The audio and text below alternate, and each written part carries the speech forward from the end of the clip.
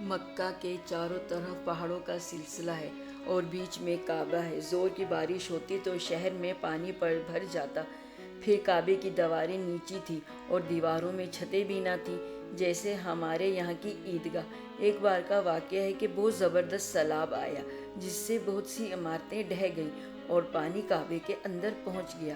اس طرح دیواروں میں شگاف پڑ گئے اور بنیادیں کمزور ہو گئیں۔ یہ چیز مکہ والوں کے لیے ایک مسئلہ بن گئی اور انہوں نے اس کی مرمت کی فکر ہوئی۔ اوروں کی طرح آپ صلی اللہ علیہ وسلم کو بھی ہوئی۔ کعبہ ہی ان کے لیے سب کچھ تھا۔ یہ ان کا عبادت کا گھر تھا، ان کے بتوں کا گڑھ تھا۔ پھر دور سے لوگ اس کا طواف کرنے آتے تھے۔ اس سے ان کی تجارت کو فروغ ہوتا اور کاروبار میں ترقی ہوتی۔ پھر اتنا ہی نہیں، اس کی وجہ سے انہیں لوگوں کی نظروں میں ایک اونچا مقام حاصل تھا۔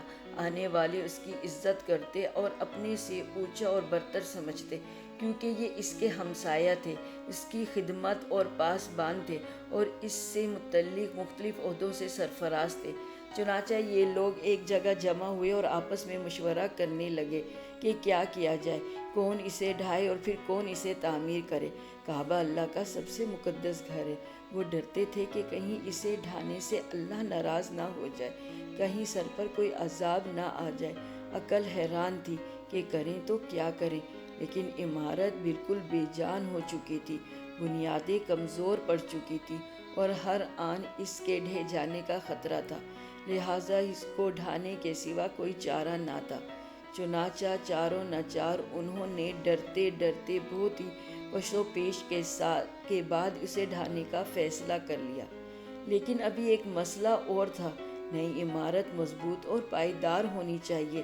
اس کے لیے عمدہ سامان کیسے فراہم ہو اور ماہر کاریگر کہاں سے آئیں جو سلیقے سے پتھر جوڑ سکیں، ایک خوبصورت اور مضبوط عمارت تیار کر سکیں۔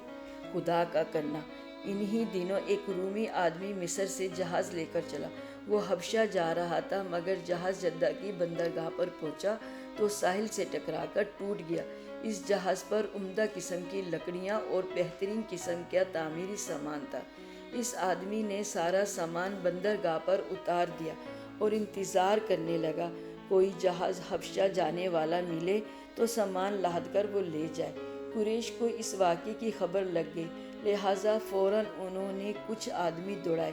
جہاز والے کا نام باقوم تھا۔ یہ لوگ جا کر اس سے ملے اور اسے اپنی ضرورت بتائی۔ وہ بخوشی اپنا سارا سامان بیچنے پر تیار ہو گیا۔ نیز اس نے انہیں بتایا کہ میں ایک ماہر معمار ہوں، اب کیا کرتے؟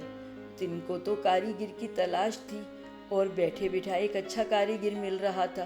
چنانچہ انہوں نے کہا، اچھا تو آپ بھی ساتھ چلیے اور اس اہم کام میں ہمارا ہاتھ بٹائیے۔ باقوم نے جا کر کعبے کو دیکھا، پھر اس نے کہا، اس کی تعمیر تو بہت آسان ہے، البتہ صحن میں کچھ ستون کھڑے کیے جائیں گے تاکہ چھت پڑ سکے۔ اس طرح عمارت محفوظ رہے گی، پھر آندھی کے جھونکے آئیں یا سیلاب کے تھپیڑے، سب سے محفوظ رہے گی۔ خود ان کی بھی یہی خواہش تھی، اس لیے کہنے سے پہلے ہی یہ منظور تھی۔ مکہ میں ایک مصری آدمی رہتا تھا، قبطی نسل کا، صلیح اس کا نام تھا۔ لکڑی کا کام میں وہ ماہر تھا، اس لیے باقوم کی مدد کے لیے وہ بھی بلا لیا گیا۔ اس کے بعد قریش نے کعبہ کے الگ الگ حصے کیے اور آپس میں بانٹ لیے، اور اس کو ڈھانے میں ہر قبیلے کا ہاتھ رہے اور تعمیر کے شرف میں بھی کوئی محروم نہ رہے۔ اب ڈھانے کا وقت آ گیا، لوگ پھر لرز اٹھے، جسم کے رونگٹے کھڑے ہو گئے، پھر وہ شش و پنج میں پڑ گئے، ڈھائیں یا نہ ڈھائیں، کیا کریں؟ ابرہہ کا حشر یہ لوگ اپنی آنکھوں سے دیکھ چکے تھے۔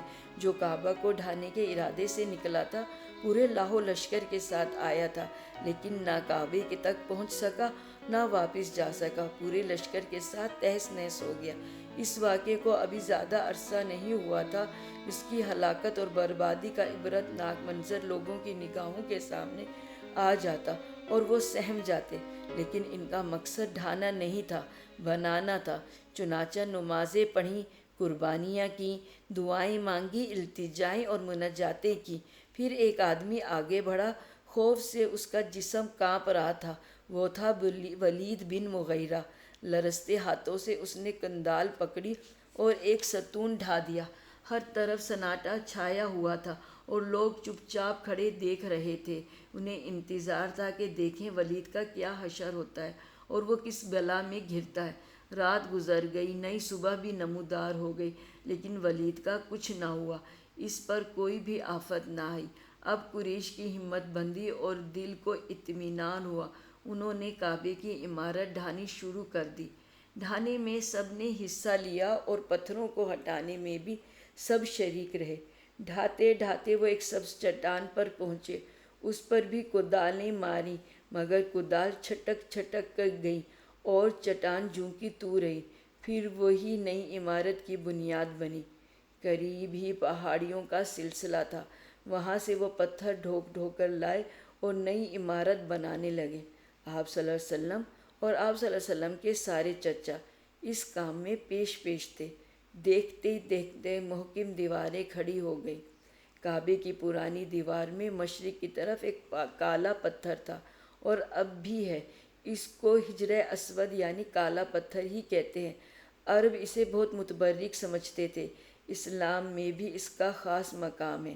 کعبے کا طواف کرتے ہیں تو ہر طواف اس پتھر سے شروع کرتے ہیں، نیز اسے بوسہ بھی دیتے ہیں۔ قریش نے دیواریں کچھ اونچی کر لیں۔ اب حجر اسود رکھنے کا وقت آیا تو سوال پیدا ہوا کہ یہ شرف کس کے حصے میں آئے، کون اسے اس جگہ پر رکھے۔ کوئی قبیلہ بھی اس شرف سے محرومی پر تیار نہ تھا۔ ہر ایک یہ سعادت خود حاصل کرنا چاہتا تھا اور دوسروں کے مقابلے میں اپنے کو زیادہ حقدار سمجھتا تھا۔ چنانچہ ایک ہنگامہ اٹھ کھڑا ہوا، لوگوں میں نوک جھونک ہوتی رہی، اختلافات بڑھتے رہے اور حالات بگڑتے گئے، اور وہ دل جو اب تک جڑے ہوئے تھے اور اللہ کے گھر کے نام پر شیر و شکر ہو گئے تھے، پھٹنا شروع ہو گئے۔ ان میں نفرت اور عداوت کی آگ سلگنے لگی۔ 5 راتیں گزر گئیں اور ہنگامہ برپا رہا۔ نہ کوئی بات طے ہوتی، نہ کسی رائے پر اتفاق ہوتا۔ حالات نہایت سنگین ہو گئے اور لوگ لڑنے مرنے کے لیے تیار ہو گئے۔ بنی عبدالدار اور بنی عدی 2 مشہور قبیلے تھے۔ انہوں نے آپس میں گٹھ جوڑ کر لیا اور دونوں نے عہد کیا کہ یہ شرف کسی حال میں ہاتھ سے نہ جانے دیں گے، کسی اور قبیلے کو اس کے قریب نہیں پھٹکنے دیں گے۔ عرب میں دستور تھا کہ جان دینے کا عہد کرتے تو پیالے میں خون بھر کر رکھتے اور عہد کرنے والا اس میں اپنا ہاتھ ڈبوتا۔ انہوں نے اس موقع پر یہ رسم بھی ادا کی اور پھر تلواریں میان سے باہر آ گئیں اور یہ ہوا کہ اب اس جھگڑے کا فیصلہ تلوار کرے گی۔ اس وقت ابو امیہ بن مغیرہ اٹھا۔ یہ قریش کا سب سے بڑا آدمی تھا۔ ہر ایک اس کا ادب و احترام کرتا اور اس کی بات کے آگے سر جھکا دیتا۔